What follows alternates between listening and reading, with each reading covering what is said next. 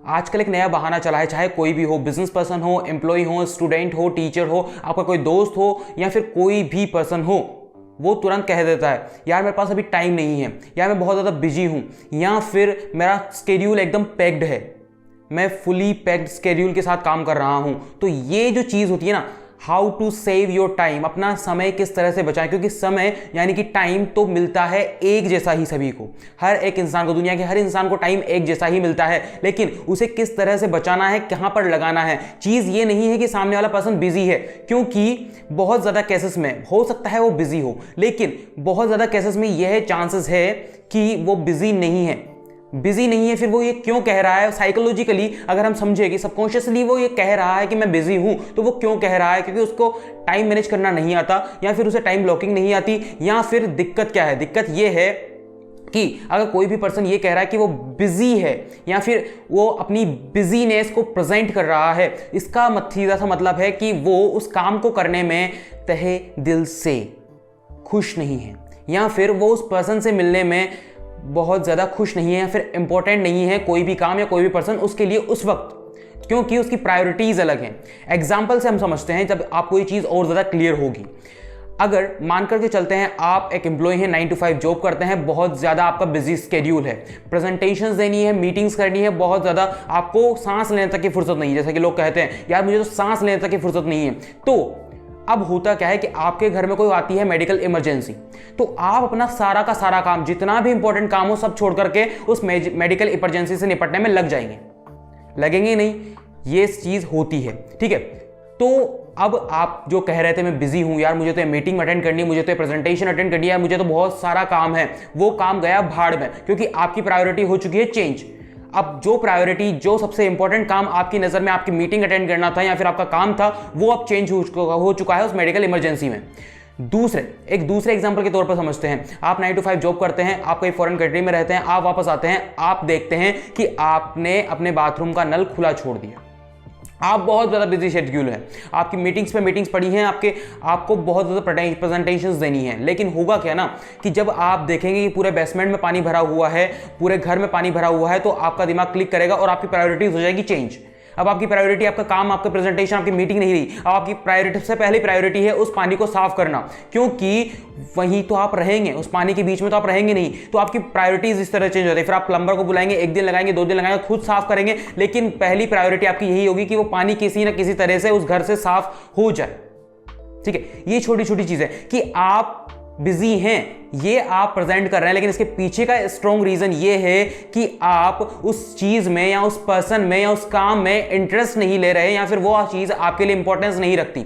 हम सब को ये पता है कि एक्सरसाइज करना जरूरी है, हम सबको पता है कि हेल्थ कॉन्शियस होना जरूरी है, हमारी हेल्थ पर ध्यान देना जरूरी है, लेकिन जब हमारे पास उस एक्सरसाइज को करने के लिए एक स्ट्रॉन्ग रीजन होगा, क्योंकि बहुत सारे लोग एक्सरसाइज नहीं करते, बहुत ज़्यादा लोग एक्सरसाइज नहीं करते, लेकिन जब उनके साथ कोई मेडिकल इमरजेंसी होती है तब उनकी आंखें खुलती है और वो अपनी डाइट पर ध्यान देने लगते हैं, तब वो एक्सरसाइज करने लगते हैं, तब वो हेल्थ पर ध्यान देने लगते हैं। कब?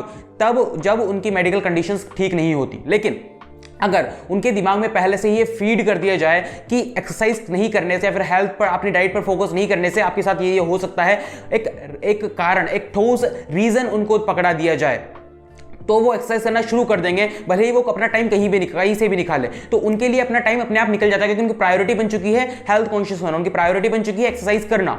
इसी तरह से ये काफी सारी चीजें होती है।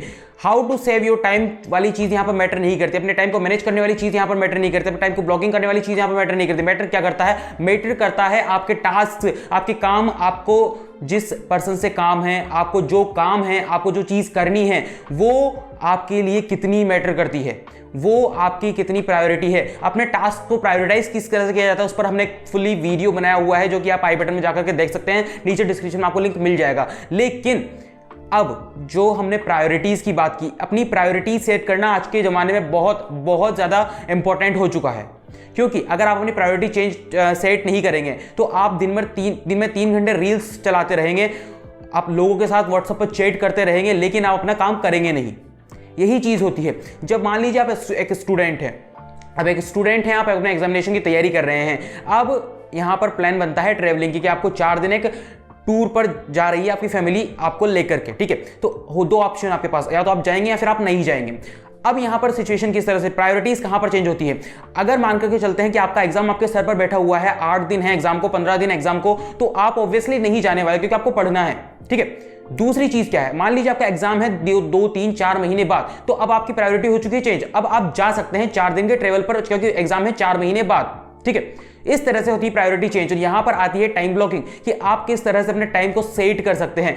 टाइम को मैनेज करना बहुत ज्यादा टेढ़ी खीर नहीं है, बहुत ज्यादा मुश्किल नहीं है, लेकिन यहां पर चीजें होती है स्ट्रेटेजीज बना करके। अगर आपने माइंडसेट को उस हिसाब से रखेंगे, अगर आप कोई काम कर रहे हैं उसके पीछे का ठोस कारण, ठोस रीजन आपके पास है, तो वो आपकी प्रायोरिटी बन जाती है। और प्रायोरिटी बनने के बाद में आप आसानी से उस चीज के लिए टाइम निकाल सकते हैं, उस पर्सन के लिए टाइम निकाल सकते हैं। अब ये नहीं कि जो भी आपसे कह रहा है मेरा काम कर दो, आप वो काम करने चले गए, आपने बहाना नहीं बनाया कि मैं बिजी नहीं हूं, वो चीज करनी है। एक बहाना के रूप में आप वो चीज ले सकते हैं कि मैं बिजी हूं। अगर कोई चीज आपके काम की नहीं है, अगर कोई पर्सन आपके काम का नहीं है, अगर कोई चीज आपकी जिंदगी में इंपॉर्टेंस नहीं रखती, तो आप उस चीज को नेग्लेक्ट कर सकते हैं, उस चीज को इग्नोर कर सकते हैं। लेकिन अगर कोई इंपॉर्टेंट चीज है या फिर कोई इंपॉर्टेंट पर्सन के साथ आपको बात करनी है, तो वहां पर टाइम निकालना हो जाता है बहुत जरूरी। क्योंकि वहां से, इसी वजह से, इस बहाने की वजह से बहुत ज़्यादा रिलेशनशिप्स बिगड़ती हैं। इसी बहाने की वजह से लोगों का प्रेजेंट और फ्यूचर खराब होता है। इसी बहाने की वजह से स्टूडेंट्स के करियर खराब हो जाते हैं।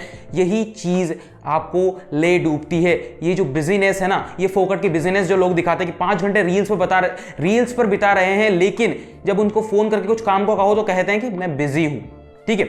ये चीज को उनको खुद को समझना होगा, अब उनके सेल्फ को समझना होगा। जब वो ये चीज समझेंगे, क्योंकि लोगों के पास खुद, दूसरों के लिए तो छोड़िए, खुद के पास टाइम नहीं है, खुद के लिए टाइम नहीं है। उन्हें उनकी हैबिट्स जिस तरह से बनी हुई है ना, वो मशीनों की तरह काम कर रहे हैं। सुबह जाते हैं काम पर, शाम को लौट आते हैं, उनको पता नहीं चलता कि उनके दिन कब निकल जाते हैं, कब संडे आता है, कब मंडे आता है, वापस निकल जाते हैं। उनको खुद के लिए टाइम नहीं है। खुद के लिए टाइम निकालना आज के ज़माने में बहुत बहुत ज़्यादा इंपॉर्टेंट है, जो कि मैं यहाँ पर बता रहा हूँ। सबसे पहली चीज़ यही होती है कि अपनी प्रायोरिटीज़ को सेट करना। आपकी प्रायोरिटीज़ बहुत आसानी से सेट होनी चाहिए, बहुत सिंपल तरीके से सेट होनी चाहिए कि कौन सा काम मेरे लिए इंपॉर्टेंट है, कौन सा काम मुझे करना है, कौन सा पर्सन मेरे लिए इंपॉर्टेंट है, किस पर्सन के साथ मुझे कम्युनिकेट करना है, एंड दैट्स इट। ये चीज आपको पता होनी चाहिए। तो इस तरह से आप अपने समय को बहुत ज्यादा बचा सकते हैं, अपने टाइम को बहुत ज्यादा बचा सकते हैं, उसे सही तरीके से सही डायरेक्शन में लगा सकते हैं, अपने करियर को सही डायरेक्शन में ले जा सकते हैं, अपने रिलेशनशिप्स को सही डायरेक्शन में ले जा सकते हैं। और इसी के साथ हम मिलते हैं आपसे अगले टाइम मैनेजमेंट के वीडियो में अगले ही सैटरडे को। तब तक के लिए बाय बाय।